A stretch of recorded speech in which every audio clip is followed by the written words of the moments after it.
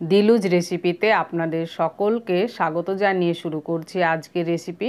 আজকে আমি 10 মিনিটে প্রেসার কুকারে চিকেন রান্না করে দেখাবো, কোনো রকম মশলা বাটার ঝামেলা ছাড়াই। তো রেসিপিটা দেখে নিন।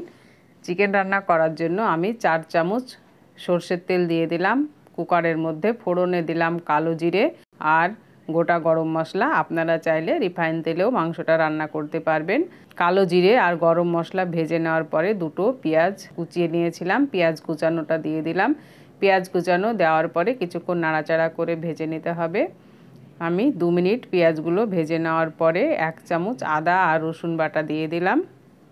আদা রসুনটাকেও কিছুক্ষণ কষিয়ে নিতে হবে। পেঁয়াজগুলো আমি ততক্ষণ রান্না করব যতক্ষণ একটা হালকা বাদামি কালার আসছে, ততক্ষণ পেঁয়াজগুলোকে ভালো করে ভেজে নিতে হবে। দেখুন পেঁয়াজগুলো ভেজে নেওয়া হয়ে গেছে। এবার আমি একটা টমেটো কুচানো দিয়ে দিলাম। টমেটো কুচানো দেওয়ার পরে টমেটো কুচানোটাকেও আমি 1 মিনিট মতো রান্না করে নেব। টমেটো কুচানো 1 মিনিট নাড়াচাড়া করে রান্না করে নেওয়ার পরে আমি এবার মশলাগুলো দিয়ে দেব।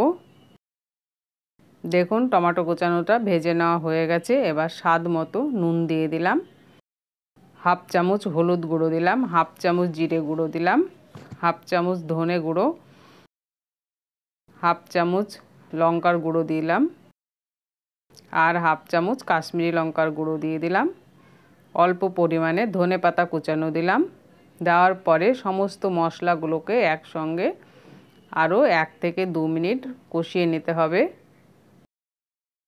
দেখুন মশলার সাথে টমেটোগুলো গলে গেছে, মশলা কষানো হয়ে এসেছে।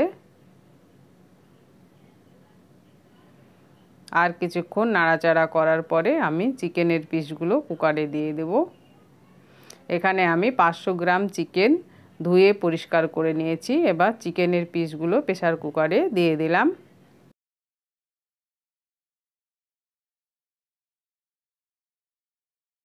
সবকটা চিকেন দিয়ে দিয়েছি। দেওয়ার পরে এবার নাড়াচাড়া করব।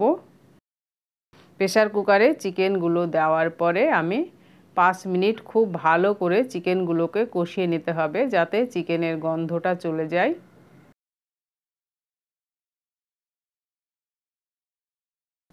দেখুন চিকেনগুলোকে 2 মিনিট কষানোর পরে আমি 2 চামচ টক দই ফেটিয়ে নিয়েছিলাম দিয়ে দিলাম। এই সময় কিন্তু গ্যাসের ফ্লেমটা একদম জিরোতে রাখতে হবে, না হলে টক দইটা কেটে যেতে পারে। ভালো করে দইকে চিকেনের সঙ্গে মিশিয়ে নিলাম। মিশিয়ে নিয়ে আরও কিছুক্ষণ কষিয়ে নিতে হবে। চিকেনটা যত ভালো কষানো হবে খেতে ততটাই ভালো লাগবে। আজকের এই কুকার চিকেনটা আপনাদের কেমন লাগলো অবশ্যই কমেন্টে জানাবেন। আর কোনো রকম ঝামেলা ছাড়া যে কেউ বাড়িতে খুবই চটজলদি এই কুকারে চিকেনটা রান্না করে নেবেন, খেতে কিন্তু দারুণ হয়। চিকেনগুলোকে আমি পুরো 5 মিনিট ধরে কষিয়ে নিয়েছি। কষিয়ে নেওয়ার পরে চা খাওয়ার কাপের 1 কাপ জল দিলাম।